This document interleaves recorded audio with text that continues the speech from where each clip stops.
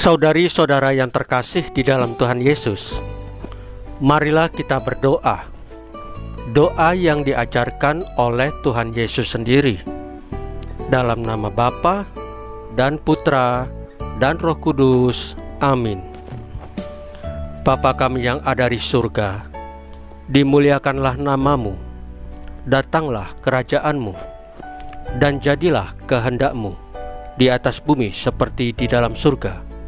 Berilah kami rejeki pada hari ini, dan ampunilah kesalahan kami, seperti kami pun mengampuni yang bersalah kepada kami. Dan janganlah masukkan kami ke dalam pencobaan, tetapi bebaskanlah kami dari yang jahat.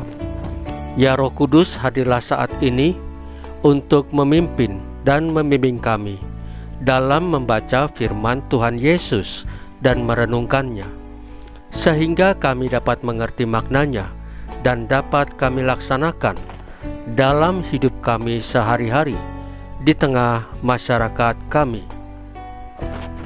Pembacaan Injil Yohanes bab 21 ayat 1 sampai dengan ayat 14. Yesus selalu mendampingi kita.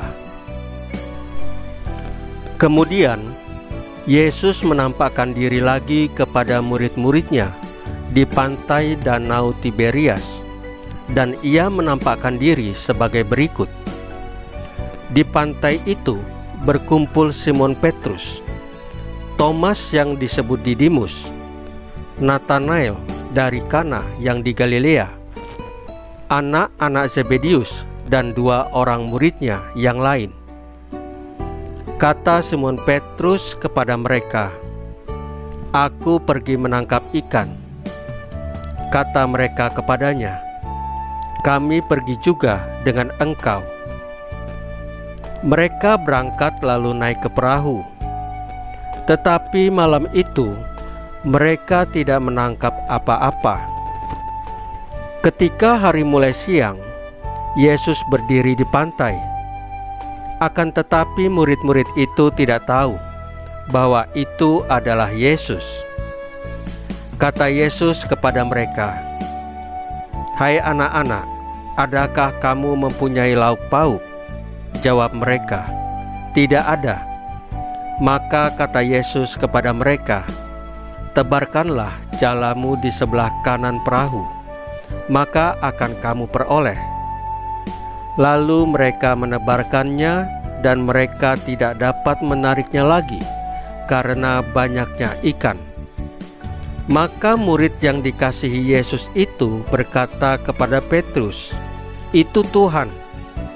Ketika Petrus mendengar bahwa itu adalah Tuhan, maka ia mengenakan pakaiannya, sebab ia tidak berpakaian, lalu terjun ke dalam danau. Murid-murid yang lain datang dengan perahu, karena mereka tidak jauh dari darat, hanya kira-kira 200 hasta saja, dan mereka menghela jala yang penuh ikan itu.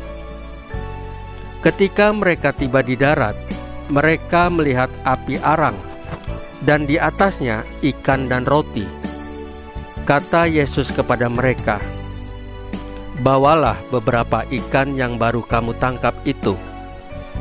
Simon Petrus naik ke perahu, lalu menghela jala itu ke darat, penuh ikan-ikan besar, 153 ekor banyaknya.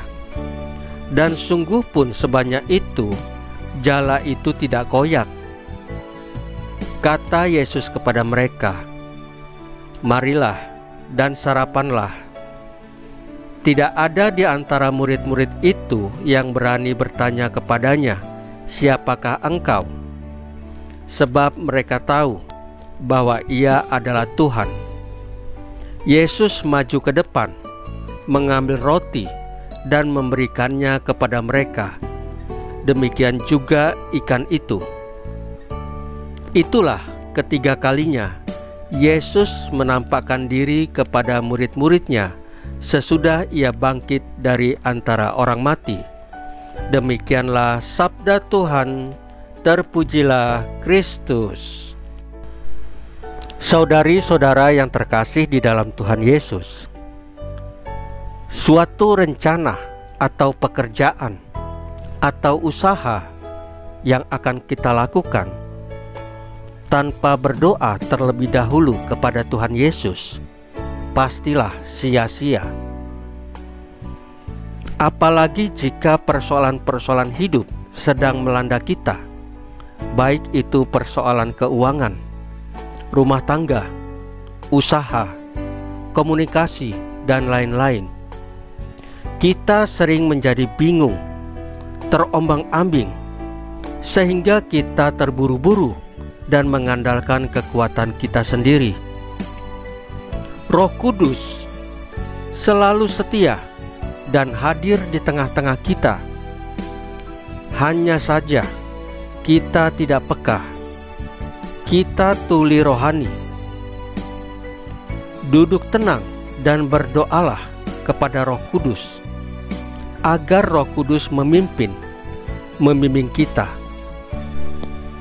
Tuhan Yesus membimbing para murid-muridnya setelah ditinggalkan Yesus dalam wafatnya di kayu salib.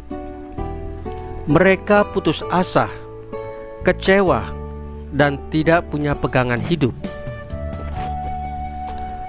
Namun, dengan selalu bersandar, berharap, dan percaya bahwa Yesus adalah Tuhan dan Juru Selamat kita, dan selalu ingat akan janji-janjinya bahwa Yesus selalu menyertai kita hingga akhir zaman, maka harapan dan jalan keluar atas persoalan-persoalan hidup kita pasti selesai dengan baik dan benar.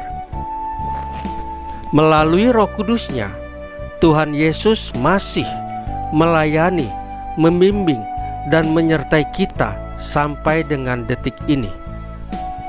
Saudari-saudara yang terkasih di dalam Tuhan Yesus, marilah kita berdoa. Ya Roh Kudus, bukalah mata hati kami, agar kami peka akan kehadiran-Mu dalam hidup kami.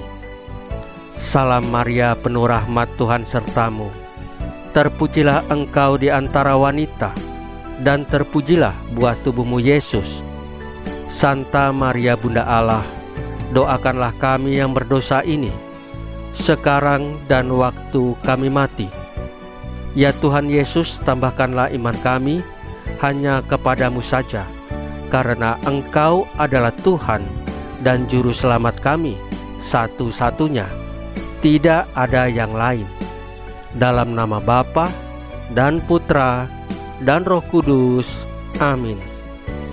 Saudari-saudara yang terkasih di dalam Tuhan Yesus, bacaan firman dan renungan hari ini sudah selesai. Tuhan Yesus memberkati kita semua.